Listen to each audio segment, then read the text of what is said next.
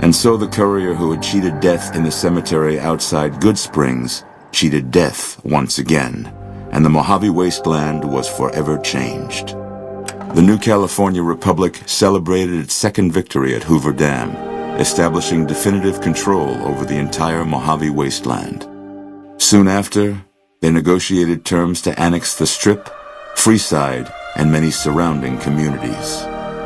The Mojave Wasteland, at long last, had entirely fallen under the NCR's banner. The courier, fair and even-handed in his dealings throughout the wasteland, was honored by the NCR for his support of the military at Hoover Dam. He was presented with the Golden Branch, the highest civilian decoration given by the Republic. Though some super mutants in Nightkin continued to journey to the legendary Utopia, they found little trace of its existence. Some eventually found their way to Jacobstown, but many wandered off into the wastes, confused and disheartened. Still grappling with self-doubt over his usefulness in the face of old age, Raoul was never able to find peace with himself. Eventually, he left the Mojave and assumed a new name, as he had done so many times before. With the help of the Gunrunners, the Boomers developed a healthy trading relationship with the NCR. Eventually, the Boomers began wandering out into the wasteland, while still preventing outsiders from entering Nellis. The Brotherhood and the NCR in the Mojave Wasteland declared an official truce, despite continued hostilities between the two in the West. As per their agreement, the NCR handed over all suits of salvaged power armor, and in return, the Brotherhood helped patrol I-15 and Highway 95. Their leaders destroyed by the courier, the fiends scattered throughout the wasteland.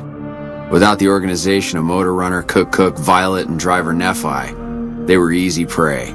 After the NCR's victory at the dam, the followers of the Apocalypse were pushed out of Old Mormon Fort during its occupation by NCR forces. NCR further encouraged them to leave Outer Vegas entirely, and the followers had no choice but to comply. Good Springs saw more trade along I-15 after NCR gained control of the Mojave Wasteland, but with that came a heavy burden of the Republic's taxes. Some old-timers, unable to handle the cost, were forced to move on, grumbling all the while. During the Battle of Hoover Dam, the Great Khans quickly evacuated Red Rock Canyon and headed north and east into the plains of Wyoming. There, they reconnected with the followers of the Apocalypse and rebuilt their strength. Bolstered by ancient knowledge of governance, economics, and transportation, they carved a mighty empire out of the ruins of the Northwest. Thanks to the courier and Lily, a cure for the Nightkin's schizophrenia was found shortly after Dr. Henry's experiment concluded. Nightkin and other super mutants in the wasteland flocked to Jacobstown, and the town became known as a haven where a mutant could find peace. Lily continued to take her medicine at half doses, and although she remembered her grandchildren, her mind remained muddled and confused. Eventually, she parted ways with the courier and traveled west, seeking the remnants of her past. After the NCR victory at Hoover Dam, the temporary truce between them and the Kings blossomed into a full-scale relief effort for the people. While the NCR made repeated entreaties that Freeside join the Republic, the Kings steadfastly maintained their independence. With the transplant of Lupa's brain, Rex gained all of the donor's experiences traveling with the Legion. These melded well with his own memories of the Legion, and his new mind quickly adjusted to the myriad memories. Shaped up by the courier's advice, the Misfits distinguished themselves during the Legion's attack on Camp Golf. Mags was finally promoted to sergeant, and the rest of the Misfits received an official commendation. They continued to serve with distinction for many years. Though Novak was a low-priority target for the Legion, many of Novak's citizens died in its defense.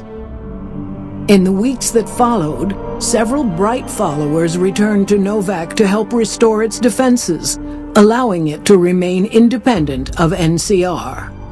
Looking for a place where he could be of some use, Boone found himself re-enlisting with his old unit. Though his regrets remained in his thoughts, they coalesced into a purpose, and Boone embraced it. He spent his leave time hunting down slavers in the desert.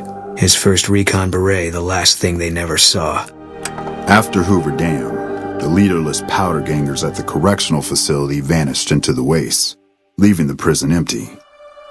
The correctional facility became another abandoned ruin in the wasteland, its carcass occasionally picked over by enterprising prospectors.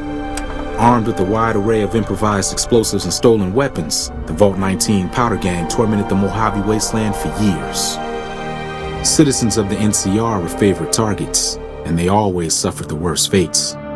Prim Slim proves to be an able-minded, if not able-bodied, sheriff for Prim. And due to his slow speed, some crooks get away without a scratch. But Prim continues to prosper under his watchful, robotic eye.